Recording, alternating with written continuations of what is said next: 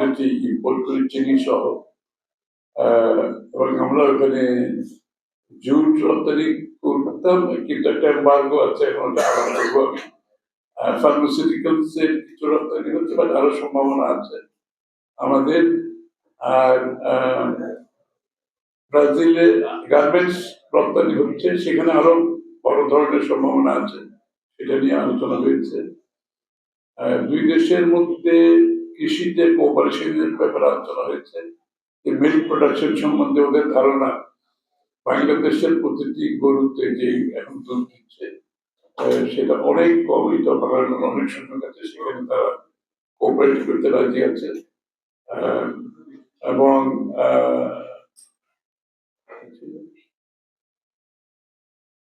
খেলাধুলার স্পোর্টস এর ব্যাপার, এটা নিশ্চয়ই আপনারা সবাই ইন্টারেস্টেড।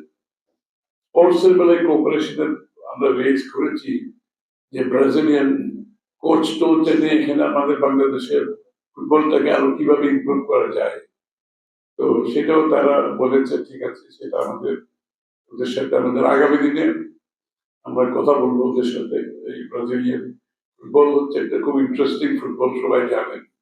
এই ওদের খেলাটা আমাদের সাউথ আমেরিকান ফুটবলটা একটু ভিন্ন, এবং এটা আমাদের লোকজন খুব ভালোবাসে, এটা একটা স্কিল, আলাদা স্কিল আছে, সেই বিষয়ে আমরা আলোচনা করেছি।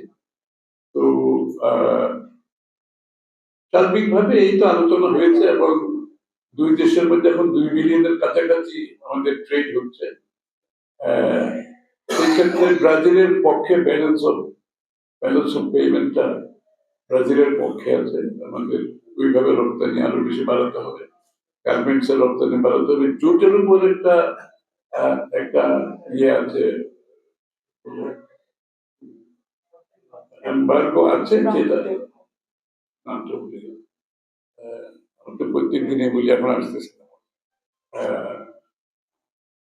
একটা এমবার্গো আছে জুটের উপর, সেটা তাদের প্রোটেকশনের জন্য। তারা কিছু জুট প্রডিউস করে, তো তাদের জুটের উপর প্রোটেকশনের জন্য বাংলাদেশের জুটের উপর একটা এমবার্গো দেওয়া আছে, সেটা তোলার জন্য আমরা বলেছি তাদেরকে, আমরা অনুরোধ করছি, কারণ তাদের যে জুট, যে পরিমাণ জুট হয় সেটা তাদের জন্য যথেষ্ট নয়। সুতরাং বাংলাদেশের জুট ওখানে ওই ধরনের বন্ধ করার কোনো সুযোগ নাই। সেটা হয়তো আমার আরো লবিটা আরো ভালো হওয়া উচিত ছিল বাংলাদেশের পক্ষ থেকে। তো আগামী দিনে আমরা বলেছি সেটা আমরা আলোচনার মধ্যে এনে সেই এম্বার্গোটা তুলে দিলে আমাদের জুট রপ্তানি বাড়বে, গার্মেন্টস যদি বাড়ে, ফার্মাসিউটিক্যাল যদি বাড়ে, তাহলে ব্যালেন্স অফ পেমেন্ট লেভেল হবে, অথবা আমাদের পক্ষে আসবে। আর এই দেশে তাদের বিনিয়োগের ব্যাপারে আমরা বলেছি, বিশেষ করে এগ্রিকালচার এরিয়া, এবং তাদের ইন্টারেস্ট আছে। আমাদের বললাম যে আমাদের দুধ প্রোডাকশনের জন্য তাদের ইন্টারেস্ট আছে। গবাদি পশুতে ব্রাজিল অনেক এগিয়ে আছে, কমোডিটি এগিয়ে আছে, এইসব জায়গায় তাদের কোঅপারেশন আমরা পেতে পারি, কাজ করতে পারি একসাথে।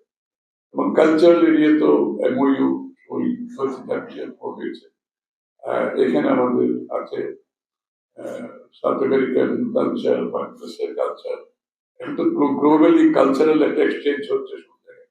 আমাদের কিছু ছেলে মেয়েরা সেখানে পড়তে গিয়েছে ইতিমধ্যে, সেটাও মেবি এগ্রিকালচার এরিয়াতে যদি সেই এডুকেশন গুলো দিতে পারে, তাহলে তারা ফেরত এসে আমাদের এগ্রিকালচার সেক্টর কন্ট্রিবিউট করতে পারে। এই তো নির্বাচন